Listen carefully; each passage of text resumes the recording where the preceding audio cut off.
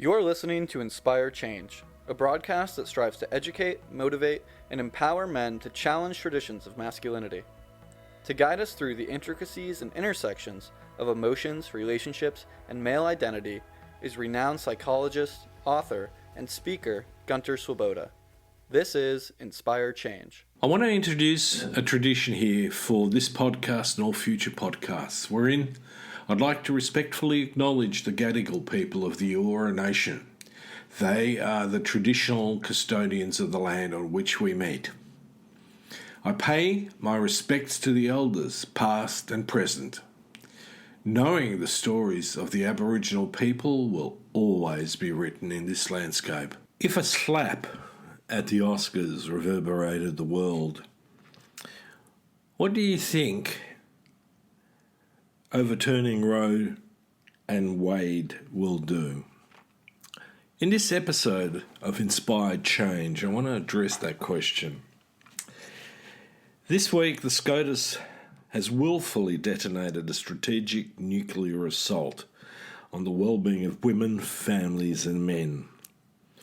It is, in my opinion, a direct strike on the decisional autonomy of women, but also on the fabric and structure of our society. Now, don't get me wrong, this is not the first assault. There's been an intentional agenda for the few to take control of the many. And it seriously began 3,500 years ago when Hammurabi enshrined laws marginalising women in society. It was the codification of patriarchy. This decision of SCOTUS is simply the backlash against women's autonomy that's been going on for millennia. Equality is not a part of the agenda. The idea of men's exceptionalism, the concept of tribal exceptionalism, and the idea of religious exceptionalism are all an anathema to equality. And folks, don't get me wrong, they are well and truly a risk from which we can be destroyed. It might be a slow, agonising demise, more akin to poison than the quick bullet of a gun, which has also been ratified by SCOTUS. Or it may be the extinction through a nuclear weapon. The United States of America is in itself conflicted and has an immature idea of freedom, the banality of bourgeois individualism where you can choose to vote or not, but you may dictate to others how they should live.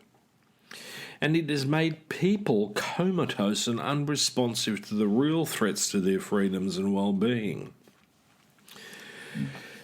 So, seeing what happened in the overturning of Roe and Wade, which, by the way, I was not surprised by. The writing on the wall's been going on for 40 years.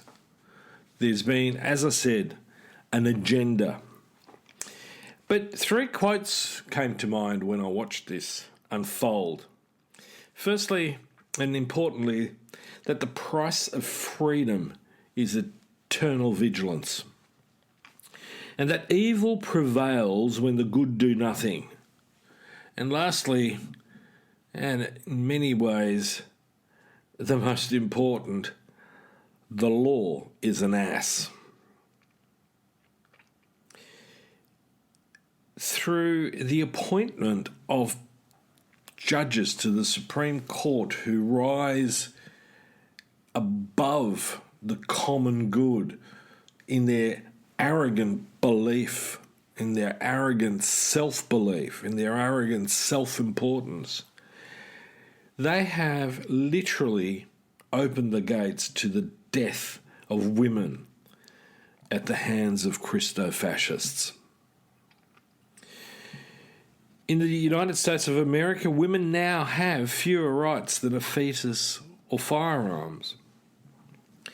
This is an affront to human nature when the value of women who are productive members of society is overruled by a group of cells not viable in themselves. The decision to override Roe versus Wade, which clearly risks the lives of thousands of women, cannot be argued to be pro-life in any way. This is an oxymoron, or should I say, the decision of the moronic.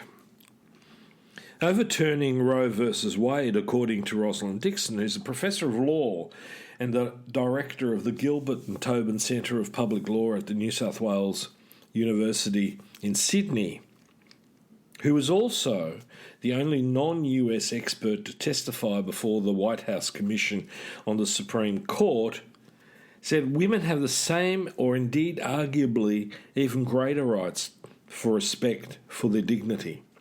And dignity for women means the dignity of choice and the dignity that comes from the enjoyment of a right to physical and psychological health. Now, I argue that this should include acknowledging and respecting the right to physically, psychologically, and socially to thrive. Yet all of this is threatened by the Supreme Court of the United States. Now, what I find interesting is that 3 of the Supreme Court justices lied under oath. So not only have the judges involved been fundamentally moronic and uncaring, failing to understand and appreciate the immorality of their decision, but 3 of the judges have also lied under oath during their confirmation hearing. They have perjured themselves. In other words, they've committed a crime. Are the American people now to be judged by criminals? Are your rights to decisional autonomy curtailed by the religio-political totalitarians, the Christo-fascists, by any other definition? By people whose lack of morality and ethic allows them to throw aside the weight of the oath and blithely lie? This raises the question of the purpose and function of the state as part of the social structure of our society. So this is not just about a woman's right to her autonomy over her body. This is much broader than that. Although the assault on women is the first frontier that we need to really get straight on. So you might go, okay, well, what's the purpose of the state? So let me explain that. The quality of our lives largely depends on the quality of our society and its government. Very few people would argue that. Yet despite our best efforts, it is exceedingly hard to have a good life in a society with bad government. And no amount of virtue or good fortune completely compensates for a tyrannical or despotic government. Put it simply, we have a much better chance of living good, happy and meaningful lives in societies with good governments than in societies with bad ones. Now, in this instances, it is a branch of government that is the problem. It is the Supreme Court of the United States of America, a body which has a membership that is politically appointed for life. Now, I want you to keep that in mind for later on.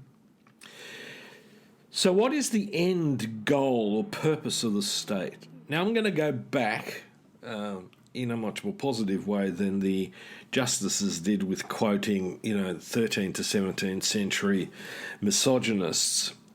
And I'm going to go back to Aristotle. And he says that the purpose of the state is to provide the conditions under which all its citizens can flourish. Now, this implies that some governments are better than others. Good governments fulfill their purpose, whereas bad ones either fail to help or actively, willfully hinder their citizens' chances of living well. Just as a bad family doesn't care for its children's well-being, a bad government ignores the well-being of many of its citizens. And yes, we have a right to expect more. Now, the SCOTUS' decision on Road versus Wade, but also the loosening of restrictions on guns, clearly illustrates that they have really no care for the living independent lives of children, but only seem to want to protect fetuses. Now, coming back to the purpose of the state, in fact, we have a right to expect that the state uses its powers to provide the conditions under which all its citizens can flourish.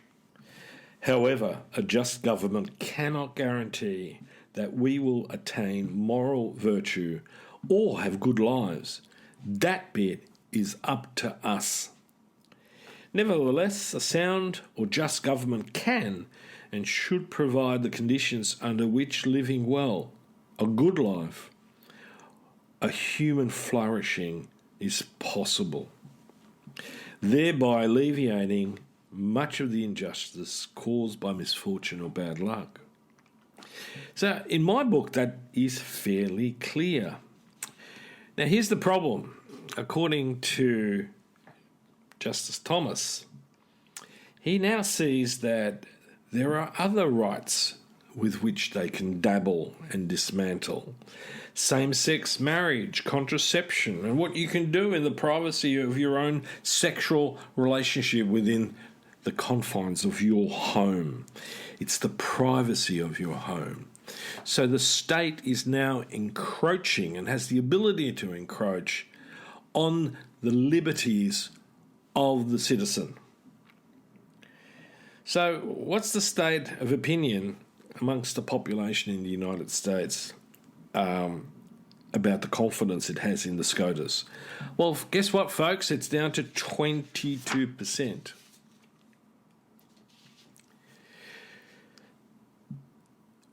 Now, the question that comes up at this point, and which is confronting the citizens, as far as I can see in the United States, is where to next? As I said, Justice Thomas explicitly suggests that this approach in addressing Roe versus Wade has clear implications for the broader constitutional recognition of reproductive rights, gay rights, and the issue of rights to same-sex marriage in the United States. So in this context, the question arises of what we the people, and I now imagine myself to be an American citizen, and under their constitution, under their Bill of Rights, we the people, what is we the people going to do about a body within the structure of its society that willfully and intentionally endangers the well-being of its citizens, who inhibits the citizens collectively to flourish, to thrive in its nation? So, given that, shouldn't we the people in the United States, the American citizen, shouldn't you consider the question whether such a body should continue to exist with the same membership it currently has, a membership that has intentionally and willfully encroached on the rights of the individual, that has encroached on the capacity of those individuals to thrive, and that they have stated blatantly they will continue to consider issues in that capacity. Now, as an Australian citizen, what came up for me was, well, how safe are we here in Australia? And this is where I come back to the issue of eternal vigilance.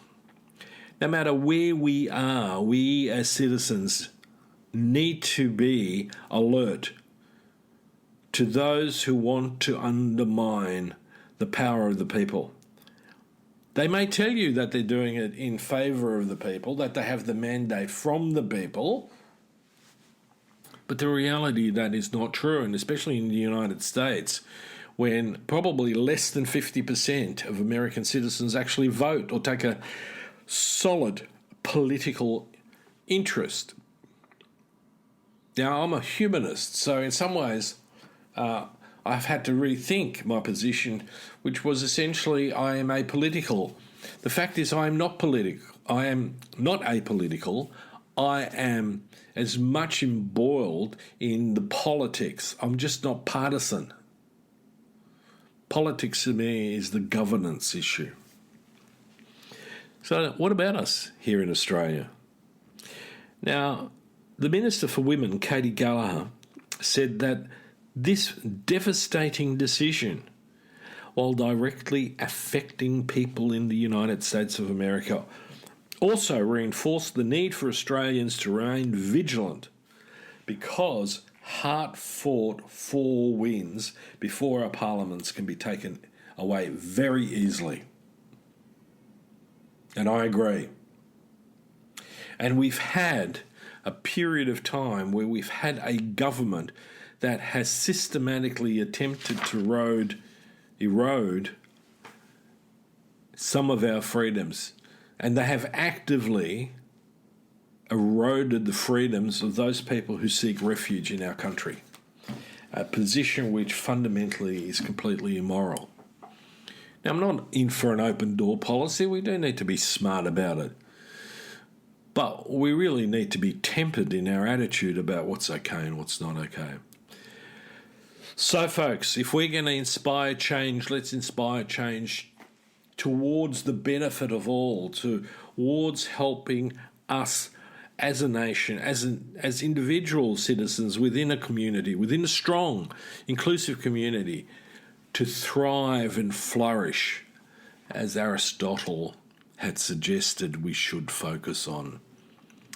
So whatever miscreants decide to run for power and usurp that power over us, over we the people, because in Australia it is also we the people, we need to vote against them. We need to vet them and vote against them.